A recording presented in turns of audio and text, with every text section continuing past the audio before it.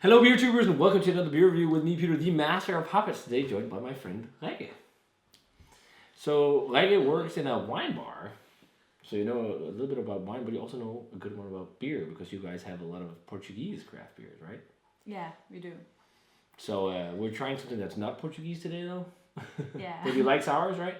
Yeah, I really do. And I think you'll enjoy this because we're checking out a quite hyped sour by Cantillon.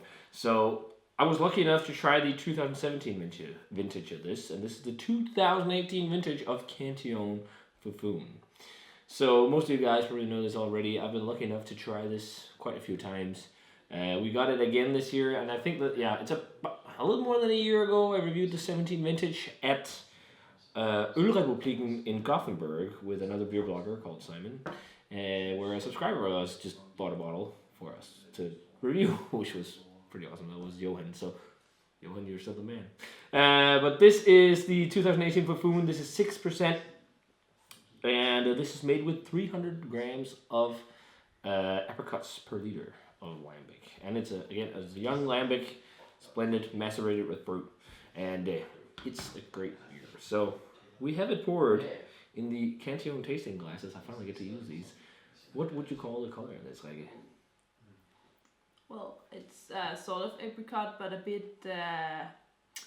bit more mangoish, so a bit less peachy and a bit more yellow than an apricot would be, I think. Yeah. It's like kind of like an orange-ish type color with some golden hues. A little bit hazy, not crazy. I don't know what kind on there. Are you ready to smell this one? I can smell the apricot aromas from here already, so. Yeah, me too. Let's check it out. Oh, that smells really nice. To me, this smells like the Haribo apricot candy we get in Denmark a little bit. Those sugar-coated apricot. Is it Haribo apricot in Danish? I don't know. No, it's peaches. Is it peaches? Yeah. It reminds me of that still. Yeah. But it's big apricot sweetness. What are you picking up? Yeah, very apricot-y and also a sort of peachy. Yeah, just But like stone also, fruit, juicy stone fruits. Also funky.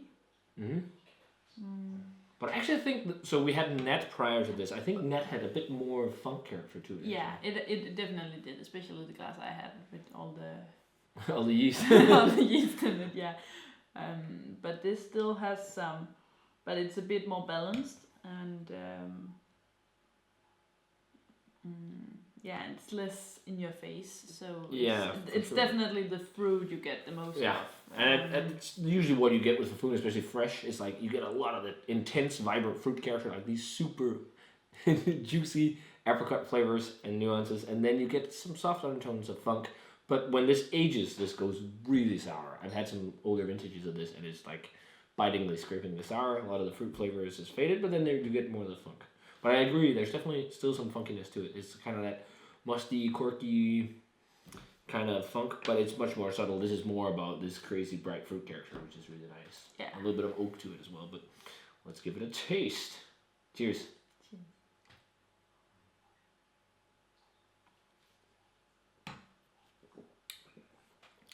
Oh, that is really nice.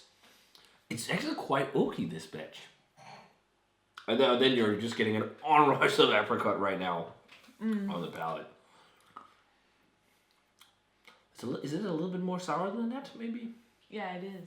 I actually think it is. But more bright fruit character for sure, because apricots taste like more than what are they called? Rhubarb. But it's got that candied apricot or candy like almost sweetness to it. And then they're just like big, juicy, fruity apricot flavor. And also the stone fruit thing there. It's almost like peach or something like that. Yeah, and then it has this lemony acid. It's like fresh lemon juice. Character. Yeah, for sure. It's more like the feeling of the sourness than the taste of the sourness, but. Yeah, it's not like the same like astringent like that makes you like make a sharp face with lemon. I see what you mean. It's got like that lactic sourness, and I think the other one had a bit of acidic sourness, which is also like one of these like I call it like gavesyre or mavesyre in Danish, like almost like it's almost like rubbing. You can like this. I feel like this is a bit more pleasant to drink, or definitely more pleasant to drink. And then maybe it's also just because of the sweetness of the fruit that balances it a bit. And the fruit taste makes it. Also, nice drying oak character. I'm getting a bit of almost wine-like, white wine type flavors. Yeah. Drying oak, but the funk is really soft on it. Yeah. Yeah, it's more like an undertone. Yeah. But this is like one of my all-time favorite sours, so getting to crack a bottle again is always great. I actually have a vintage bottle in the cellar from 16, or is it 15? That's going to be pretty sour by now, I think. But I'm going to grade it the same I did last time, which is 97. I know a lot of people said like they think the 2017 was better than this, but I think it's hard to say. I haven't had I had the 17 once, and I loved it, and I was a few beers in, but I still love this. I think this is just amazing Lambic. Fou Foune is one of my favorite. And I know Trefontaine is releasing a stone fruit sour. I think it's peach sour soon too, so that'll be interesting. What do you think? Well, and it's like just completely personal preference. We don't do like style or anything. Well, I like it. I'm a fan of the sours, and I'm a fan of especially apricot and peach. So and this is very nice and balanced. So I'm a fan. Oh, you're a fan. Well, that works as well. If you guys had a chance to try the 2018 vintage of Cantillon Fou Foune, definitely let us know what you thought of it. This is very good stuff. I would say this is one of my favorite fruit lambics. It's one of those that to me is a must try if you're looking to seek out some lambic, if you haven't had any already. So, and it's only released once a year, so you got to get on it when it's out. So, if you had a chance to try the 18 vintage, let us know what you thought of it. As I said, and as always, remember to comment, subscribe, check out the Facebook fan page, and Twitter, and Instagram, and give this video a thumbs up if you enjoyed it. And thanks to Lege for joining. Cheers. Cheers. And see you guys in another beer review.